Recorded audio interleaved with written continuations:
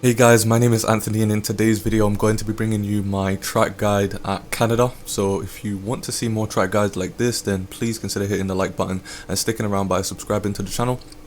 We've just hit 400 subscribers on the channel, so I'm very appreciative to everyone who has already subscribed to the channel. But getting straight into it now, as you can see, we're at the final sort of chicane, which is called the Wall of Champions around here. And the reason why I decided to start here instead of on the start finish straight like I usually do is because this is one of the toughest corners for a lot of people. Obviously it's called the Wall of Champions because a lot of World Drivers Champions have even struggled with this corner. So coming into it on the actual game now, you're going to be in 8th gear. Now, depending on your confidence going onto the corner, there's 2 braking points for you really here. In qualifying, if you have the confidence, I would suggest braking just after the 100-meter board. But in the race, just to be a little bit safe, I'd suggest just using the 100-meter board as your reference point here. So you'll be in 8th gear in the race or in qualifying, and then in the race you'll brake at the 100-meter board, and if you're confident enough in qualifying, you'll brake slightly after the 100-meter board, right about maybe where this F1 sign is, which I think is the 3rd F1 sign after the 100-meter board. You'd brake down into 5th, and then 1 downshift into 4th as you're turning into the corner. Obviously we've cut the corner there, but try not to hit the wall. Obviously open up DRS as soon as possible, and then in qualifying you'll probably want to stick tighter to the right hand side, but in the race it's probably just best if you stay on the left hand side. And then you come out in the line here, and then right here, went a bit too far there, so I'll reverse. We'll brake at the 100-meter board in the race, and then again, if you're confident enough in quali, then I would suggest braking at the end of the sort of beigey sort of patch there. I don't know what really colour to call that, but you'll be in 8th gear here. You'll brake at the 100-meter board in the race, and then you'll brake right here if you're confident enough in qualifying. Shift down into 3rd gear, and then you want to run over this curb with 2 wheels so you don't invalidate your lap, and then you want to be in 2nd gear here if you're in the race. But in qualifying, if you want to get a bit more rotation on the car, you can use 1st, and then power out, use all the width of the track to get the best exit possible. And then coming into this corner, this is a pretty difficult corner because it is a blind sort of apex there, but you want to brake pretty much at the 75-meter mark, which is just in between the 100 and the 50-meter board here. So you want to brake roughly around about here, brake in a straight line. You don't want to brake 100% on the brakes, probably maybe around about 70 to maybe 90% on the brakes, and then slowly lift off, trail brake into the corner. You want to try and ride 2 wheels on the curb there, and then you want to try and kiss this curb there as well. Use the track to get as much exit potential as possible. Stick to the right hand side of the track, and then right here you want to brake pretty much where that orange fence is. Brake in a straight line.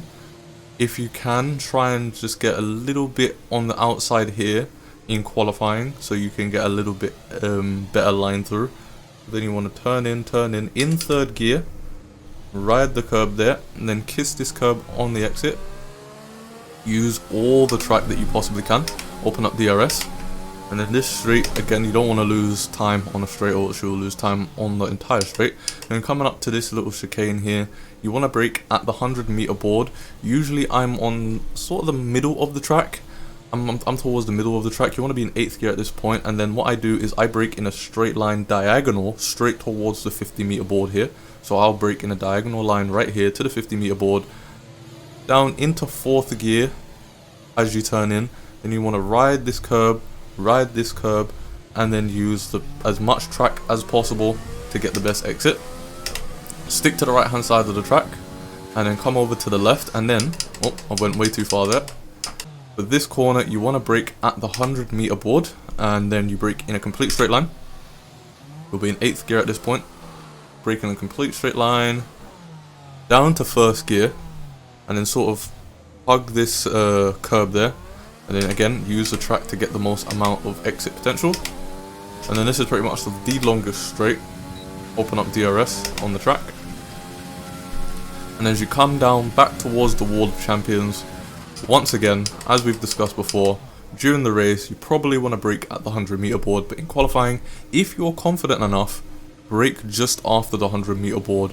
at the third F1 2020 logo after the 100-meter board.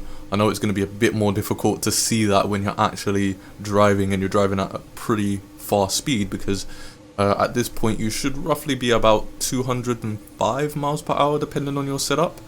So yeah, if you can see it, if you're confident enough, brake after the 100-meter board down to 5th, and then one last downshift into 4th before you ride these two curbs here. Use again the exit as much as possible. In qualifying, stick to the right hand side of the track because that will be the shortest line to the finish line, but in the race it doesn't really matter where you are, to be honest with you.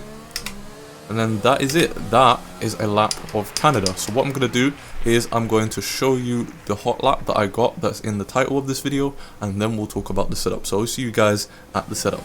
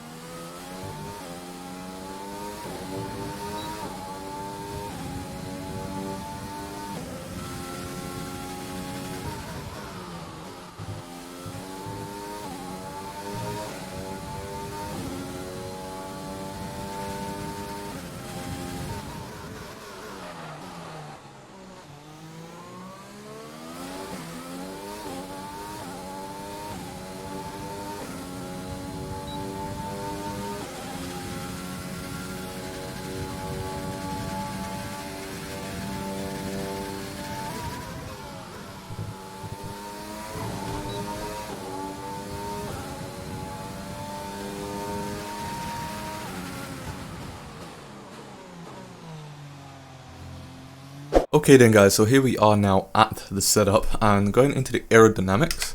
I've chose 2.6. Now I have seen some people choose 3.6 and I did try 2.7. 2.7 is pretty good. You will lose a little bit of straight line speed compared to the 2.6 obviously, but I do feel that the extra benefit of using maybe 3.6 or 2.7 will help in most of the track. So you can try it out for yourselves and see if it works for you. I've decided to go with 2.6 just for the most amount of straight line speed possible.